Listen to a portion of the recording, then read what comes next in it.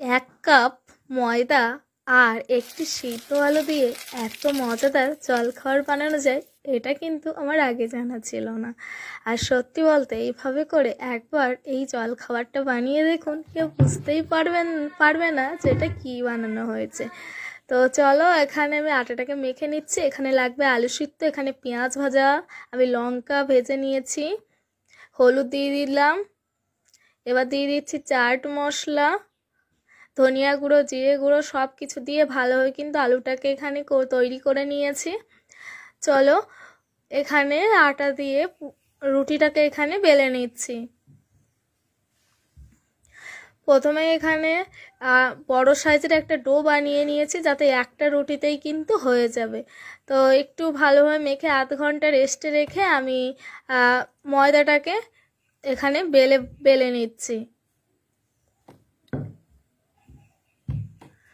এভাবে করে একটু সময় দিয়ে বেলা আমার কিন্তু প্রায় হয়ে গেছে, কিন্তু আর একটু বড় সাইজ করব, তাহলে কিন্তু একটা রুটিতেই অনেকগুলো পিস হবে বা অনেকজনের খাবার বানানো যাবে। তার জন্য একটু সময় ধরে আমি এখানে বড় সাইজের একটা আটার রুটি বানিয়ে নিয়েছি।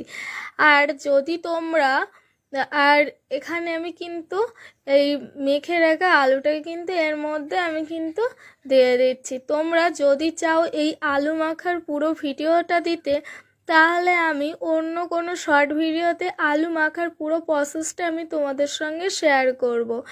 এখানে আলুটাকে মেখে নিয়েছি, নেওয়ার পর এখানে দেখো এরকম করে রোল করে করে আমি কিন্তু একটু চেপেই দিচ্ছি, দেখতেই পাচ্ছ। এরকমভাবে তোমরা কিন্তু চারি সাইডটা একটু লক করে নেওয়ার পর এরকম ছুরি দিয়ে একটু ঘষে কেটে নিতে হবে। দেখতে পাচ্ছ কতটা মজাদার জলখাবার হতে চলেছে। এবার একে একে আমি কিন্তু সমস্ত এগুলোকে কেটে নিচ্ছে, দেখতেই পাচ্ছ। আর যেগুলো মনে হচ্ছে যে একটু বেরিয়ে আছে, সেগুলো একটু হাত দিয়ে আমি কিন্তু পুরটাকে ঠিক করে নেব। আর তোমরা কেউ ভুল করে যেন এটাকে এভাবেই ভাজতে যেও না, তাহলে কি হবে, পুরো আলুর পুরটা কিন্তু বেরিয়ে যাবে।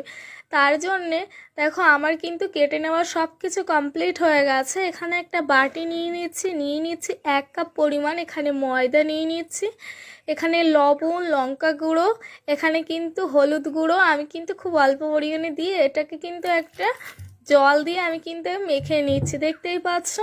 একটু পাতলা বানাতে হবে, এরকমভাবে কিন্তু আমি বানিয়ে নিচ্ছি।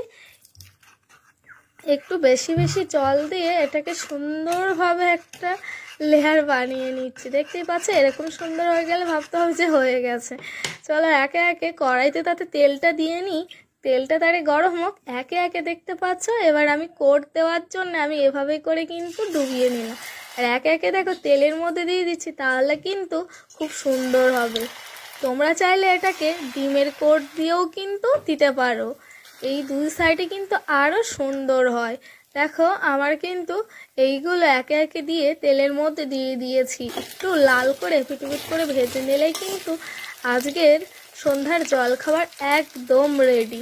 তোমরা কি কখনো এরকমভাবে জলখাবার বানিয়ে দেখেছো কম সময়ে? তোমরাও একবার ট্রাই করে দেখতে পারো। দেখতে পাচ্ছ কত সুন্দর হয়েছে। আমি এবার তুলে নিচ্ছি। যদি তোমাদের ভিডিওটা ভালো লাগে অবশ্যই কিন্তু একটা লাইক কমেন্ট করে দিও। আর যারা নতুন তারা কিন্তু অবশ্যই আমার ফ্যামিলির সদস্য হয়ে যাও। দেখতে পাচ্ছ কতটা মজাদার হয়েছে। আমাদের যখন খিদে পায় তখন কিন্তু এই নাস্তাটা ঝটপট